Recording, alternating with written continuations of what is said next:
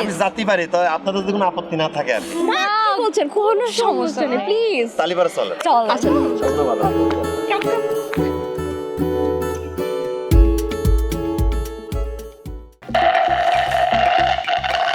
আজাদ এটা শেষ জি আমি তোমার জন্য আরেকটা অর্ডার না দিচ্ছি না আর লাগবে না না।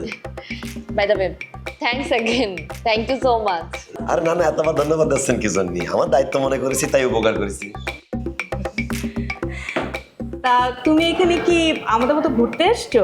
জি না, আমি এখানে মাস্টার্স করতে আসছিলাম, কিন্তু পয়সার অভাবে আর হয়নি। Oh so sad.